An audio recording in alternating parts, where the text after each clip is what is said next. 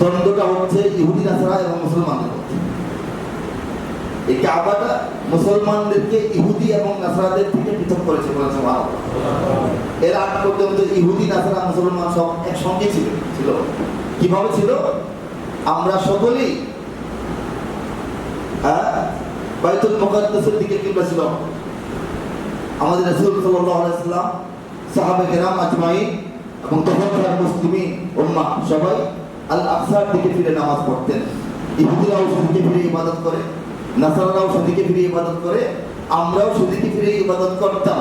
কিন্তু আল্লাহ রাব্বুল আলামিন এক পর্যায়ে এসে রাসূলুল্লাহ সাল্লাল্লাহু আলাইহি ওয়াসাল্লামের মনের বাসনা, রাসূল সাল্লাল্লাহু আলাইহি ওয়াসাল্লাম চাচ্ছিলেন যে ইয়া আল্লাহ, ইহুদি নাসারাদের সঙ্গে মিলেমিশে থাকার তো অনেক চেষ্টা করলাম, মদিনায় হিজরত করে আসলাম, ইহুদিদেরকে সহকারে একটা রাষ্ট্র গ্রহণ করলাম, এক আইনে সবাই চলে।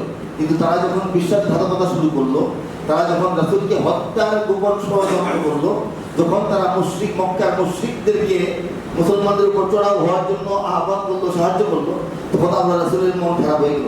না, এদের সঙ্গে তো মিলেমিশে থাকা যাবে না, তারা তো আপনার পথে আসে না, তারা তো আপনাকে রব হিসেবে স্বীকার করে কিন্তু আপনার পুত্র কন্যা তৈরি করে, তারা তো পূর্ববর্তী সমস্ত নবীদেরকে স্বীকার করে কিন্তু আমাকে শেষ নবী হিসেবে তারা গ্রহণ করতেছে না, কিভাবে তাদের সঙ্গে থাকা যায়? তখন আল্লাহ রাসূল সাল্লাল্লাহু আলাইহি ওয়াসাল্লামের এই দোয়া আল্লাহ পাক কবুল করলেন।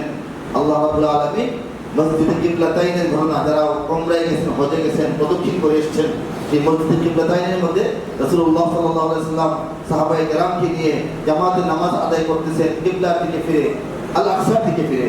এই নামাজের মধ্যখানে আয়াত নাযিল হয়ে গেছে এবং হযরত জিবরাইল আলাইহিস সালাম এসে রাসূলকে কানে বলছেন, ইয়া রাসূলুল্লাহ, আপনি এই মুহূর্তে নামাজের ভিতরেই কাবার দিকে ঘুরে যান সবাইকে নিয়ে।